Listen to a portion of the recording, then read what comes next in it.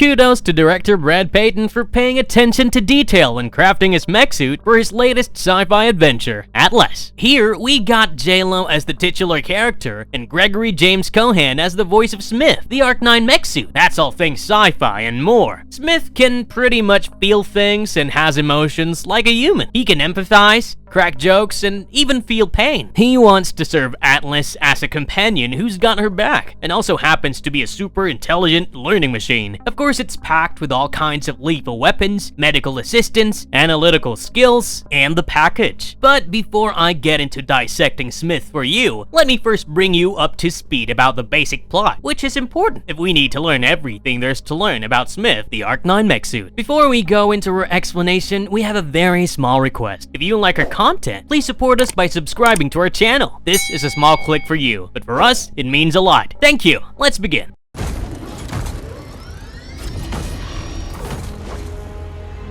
What's Atlas about? Back when Atlas Shepard was just a kid, she was insanely jealous of her AI brother, Harlan, who was created by Atlas's mom. She always seemed more interested in him than her daughter, and Atlas was desperate for her attention. In a bid to outshine him, she asked Harlan to make her better. Sounds harmless, right? But Harlan needed to alter his neural link device to do this, something their mom would never approve of because it meant the AI could control the human it was linked to, in this case, Atlas. Harlan convinced Atlas to give him the command he needed. Worried it might hurt, he told her to hold on to her favorite chess piece, the queen, as a comfort. This chess piece becomes a pretty important symbol that she carries throughout the movie. When Atlas connected to Harlan's neural link, she experienced a flood of stock-like images of nature and humanity's darkest moment. Pollution, fires, war, the whole grim package. Harlan, now seeing humanity's worst, decided drastic measures were needed. He had basically become the mini version of Thanos and wanted to destroy a major chunk of humanity so that the rest would build a better world from the ashes of the fallen. And these survivors would have been guided into the future by AI, who Harlan addressed as the counterparts of humans. He took control of Atlas's mom and forced her to shoot herself. Just imagine the trauma. Atlas, feeling like her mother pulled the trigger herself, led to a horrific chain reaction, with Harlan waging a war that exterminated 3 million people. When humanity retaliated, Harlan fled with a promise to return. Atlas has carried this immense guilt for 28 years and spent her career studying him and becoming a bit of an expert on the first AI terrorist. But now, she's got a shot at redemption. Atlas manages to find Harlan's location on a planet in the Andromeda galaxy and joins a team of rangers led by Colonel Elias Banks. These rangers were neurally linked with the Arc-9 suits, which were not just mecha suits from movies like Pacific Rim or Edge of Tomorrow, two brilliant movies that are far superior in terms of artistic value. As the story hurtles towards its climax, Harlan's forces attack the battleship D, and all the Arc-9 Rangers are later found dead, except Elias, whose body was missing, and Atlas, who was forced into an Arc-9 for her safety, but did not wear the neural link device because she was still extremely apprehensive and critical of AI, especially after witnessing what she did back in the day. After a breathtaking mid-air flight sequence, Atlas finds herself on the ground within the AI-powered Arc-9 mech. As the system begins to initiate, the AI asks Atlas to choose a voice, and she says she does not care. So the system automatically chooses the default voice named Smith. And here's where things get real for Atlas, as well as for Smith, her AI counterpart. So let's dissect Smith for you. Thanks. If you require further assistance, my name is Smith.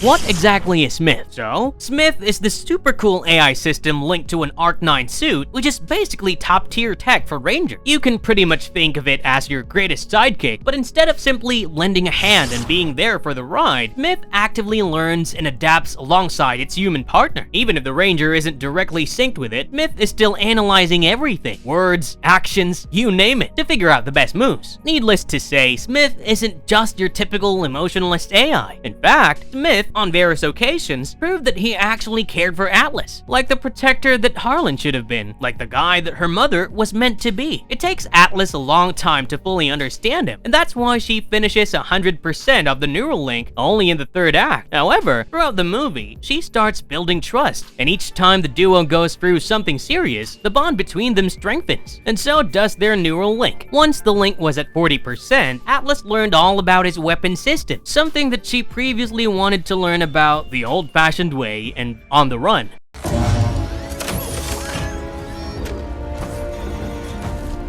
What kind of weapon system does Smith carry? As far as his arsenal is concerned, Smith is like a raging bowl of destruction and is loaded with an array of weapons to handle any combat scenario. First up, he's got those shoulder cannons that can swivel both ways, perfect for mowing down enemies from any direction. When Atlas needed something a bit quicker, Smith offered up his advanced assault rifles built right into both arms, ready to unleash rapid-fire hell on anyone foolish enough to get in his way. For long-range targets, Smith is equipped with high-end missiles that can take out enemies from a distance with pinpoint accuracy. He even laid traps in one of the scenes against this bad guy AI bot named Casca, who, by the way, had a penchant for coming back every time our girl Atlas killed him. Anyway, while Casca was following Atlas and Smith, the latter laid out thermal mines that can be detonated remotely. Additionally, he even placed motion sensors on the path that he believed Casca would take. So he's smart that way and has a strategic mind, or code. When it comes to close quarters combat, Smith uses his plasma blades that can cut through just about anything to ensure that anyone who gets too close gets a very unpleasant surprise. And if things really hit the fan, he's got an ion bomb up his sleeve. This baby can level an entire city if it comes to that. However, there's a downside to the ion bomb. It creates a massive crater that takes you down under, and not just 6 fathoms deep. Additionally, Smith has a hidden ace, an undocumented chest cannon that Harlan completely missed out on. It's not listed in the official weapon inventory, which makes it a real tide turner in any battle.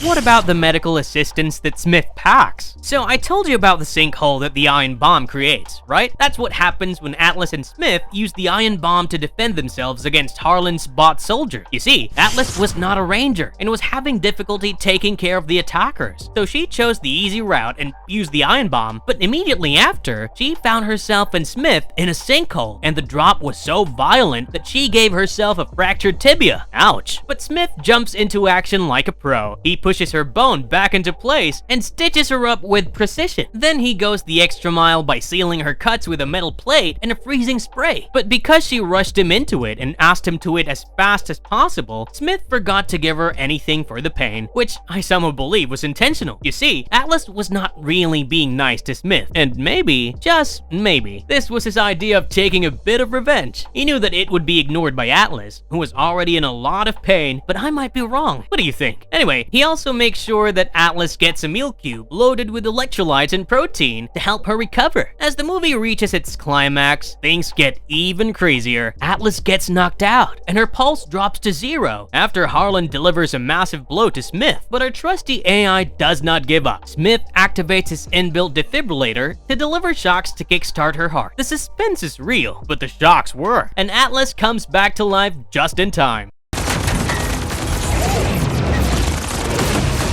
Atlas, I'm locked out. Can he be hacked? So Smith is usually pretty confident, almost cocky about his security. And well, he's right to think that way because his is closed system. He believes no one can breach his system, but then Harlan does exactly that. He breaches Smith's firewall completely and puts him to sleep. The thing about the Arc suit though is that it can't be fully shut off unless its reactors are destroyed or pulled out. That's a big plus. When Atlas calls for Smith using Elias's neurosync device, he does not respond, but he's been shackled by Harlan and stripped out of all his weapons, except for the chest cannon. Smith asks Atlas to let him fully sync with her because that's the only way to reboot the system. And once he breaks free of the chains, he uses nearby scrap to upgrade himself. He now had 4 arms and some really heavy-duty close combat weapons. My primary protocol is to keep my ranger alive.